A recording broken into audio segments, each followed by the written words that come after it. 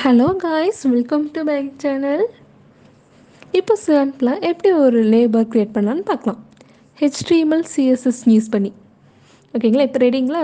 வீடியோக்குள்ளே போகலாங்களா? இப்போ ஒரு அவுட்புட் மட்டும் ஃபஸ்ட்டு காட்டுறேன்.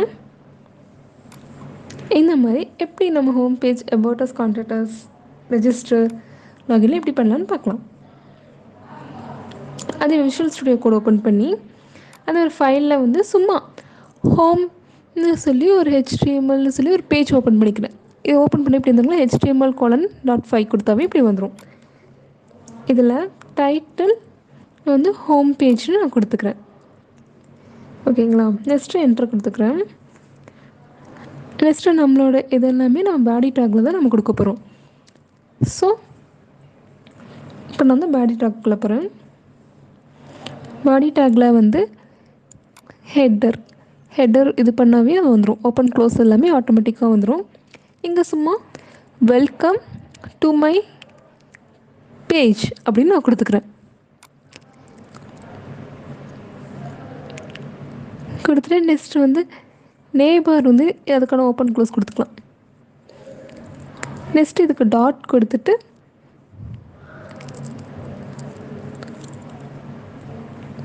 ரைட் நேவ் அப்படின்னு கொடுத்தா அதுவே இதாகிடும். டியூ கிளாஸ் ஓப்பன் க்ளோஸில் வந்துடும். இதுக்குள்ளே வந்து ஏன்னு ஒரு இது ஓப்பன் பண்ணிவிட்டு கிளாஸ் கொடுத்துக்கிறேன்.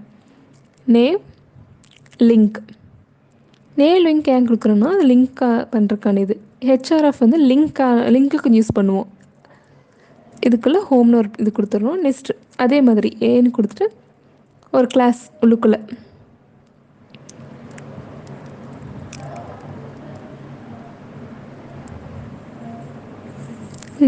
லிங்க் HRF கொடுத்துட்டு இதில் வந்து அபவுட்டஸ் கேப்ஸ் கொடுத்துக்கலாம். இங்கே அபவுட்டஸ் ஓகேங்களா. அதே மாதிரி அடுத்தது கான்டாக்டஸ் அதே மாதிரி சேம் மேலே இருக்க மாதிரி கீழே டைப் பண்ணிடுறோம். HRF கொடுத்துட்டு கொடுத்துருக்கோம். அதில் எதுவும் லிங்க் பண்ணுற மாதிரி தான் நம்ம கொடுத்துக்கலாம், இந்த மாதிரி வச்சுக்கலாம். ஓகேங்களா, எதுவும் இல்லாத வட்டி அப்படி நம்ம கொடுக்குறோம். நெக்ஸ்ட்டு ரைட்டுக்கான இது முடிஞ்சிச்சு. நெக்ஸ்ட்டு லெஃப்ட்டுக்கான இது பார்க்கணும். டாட் லெஃப்ட்னு என்டர் கொடுத்தாவே இந்த மாதிரி வந்துடும். டியூ கிளாஸ் ஓப்பன் க்ளோஸ் எல்லாமே. இதே மாதிரி கிளாஸில் வந்து நேம் லிங்க் கொடுத்துட்டு HRF கொடுத்துட்டு இங்கே வந்து ரெஜிஸ்டர் அதே மாதிரி இங்கேயும் அதே மேலே இருக்க மாதிரி கீழே போட்டுக்கிறோம். நேம் லிங்க் சேம் அதே மாதிரி HRF கொடுத்து கொடுத்துக்கிறோம். இங்கே நெக்ஸ்ட்டு லாகின். பர்ஃபெக்டாக இதெல்லாம் முடிஞ்சிருச்சு. எப்படி டிஸ்பிளே ஆகணும் அந்த மாதிரி நம்ம கொடுத்துக்கிட்டோம். ஓகேங்களா, இதுக்கு முன்னாடி வந்து ஸ்டைலுக்கெல்லாம் புதுசாக ஒரு கிளாஸ் க்ரியேட் பண்ணோம். இப்போ இதிலே க்ரியேட் பண்ணிக்கலாம்.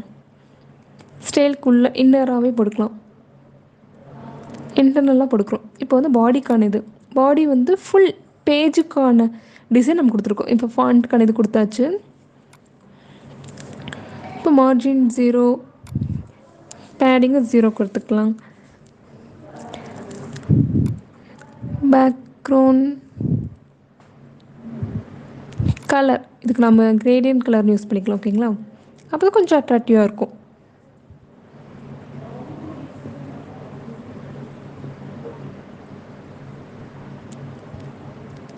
இந்த மாதிரி ஒவ்வொரு கோடை கொடுத்துட்டு இருந்தோம்னா ஒவ்வொரு கலராக காட்டும். இதே காட்டுதுங்களா, ஒவ்வொன்றும் இந்த மாதிரி நம்ம பண்ணிக்கலாம். ஒவ்வொரு இதுவும் மாறும்போதும் ஒவ்வொரு கலர் மாதிரி ஒரு கோட் ஆஃப் கலர்பாங்க. நெக்ஸ்ட்டு பேக்ரவுண்ட் சைஸ் ஃபுல் இதாகவே காமிக்கிற மாதிரி.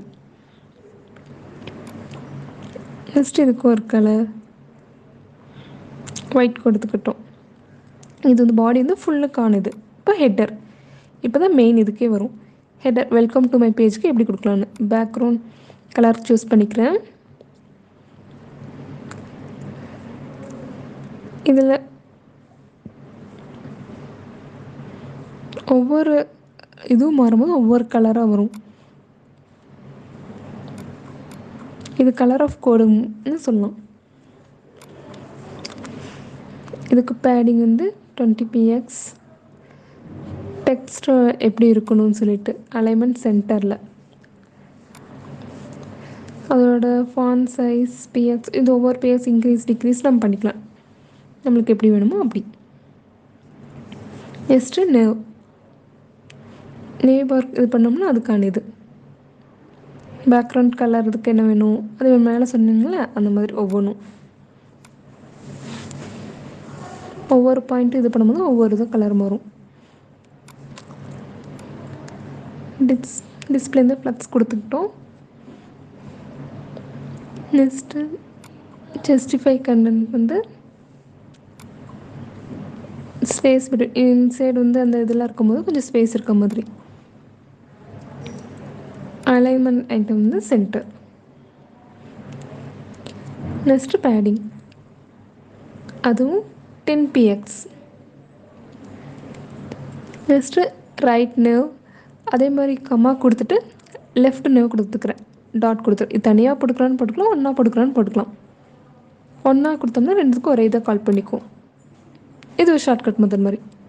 டிஸ்பிளே ஃப்ளக்ஸ் கொடுத்துட்டோம்.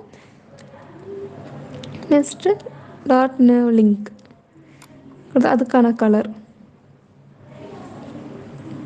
ஒயிட். ப்ளஸ் டெக்கரேஷன்ஸ்க்கு வந்து நான் அதுக்குள்ள எதுவும் தேவையில்லைன்னு சொல்லி கொடுத்தாச்சு. பேடிங் அதுக்கான சைஸ் வந்து 15px 20px நம்ம கொடுத்துருக்கோம். டிஸ்பிளே வந்து இன்லைன் பிளாக். ட்ரான்சிஷன் இது பேக்ரவுண்ட் கலர்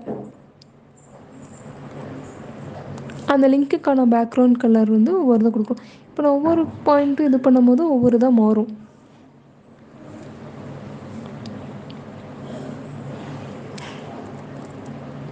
நெக்ஸ்ட்டு நேபார் லிங்க் அது ஒவ்வொன்று இது பண்ணோம்ல அது மாதிரி கொண்டு போகும்போது ஒவ்வொரு கலராக மாறுற மாதிரி.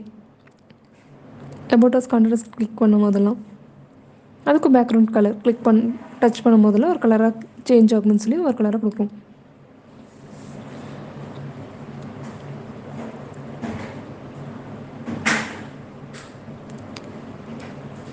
Next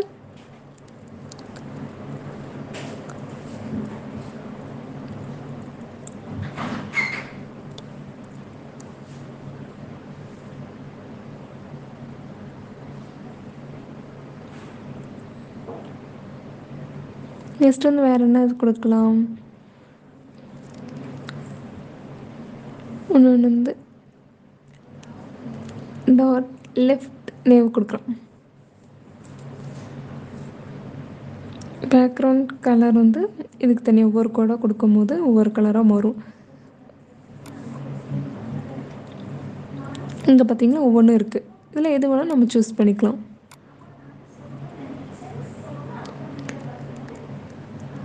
next left nerve and link இதுக்கு தனியாக ஒரு கலர். இதுக்கு சேம் பேக்ரவுண்ட் கலர் இதுக்கு கொடுக்குறோம்.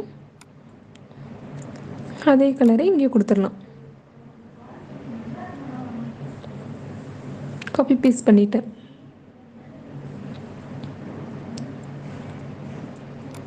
நெக்ஸ்ட்டு லெஃப்ட் நர்வில்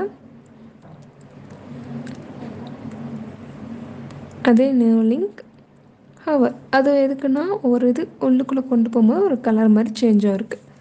அதுக்கு தான் ஹவர்னு சொல்லி யூஸ் பண்ணுவோம். அதே கலர் கொடுத்துட்டேன். நெக்ஸ்ட் இவ்வளோ தான் நம்ம கோடு. நெக்ஸ்ட் இது ரன் பண்ணலாம்.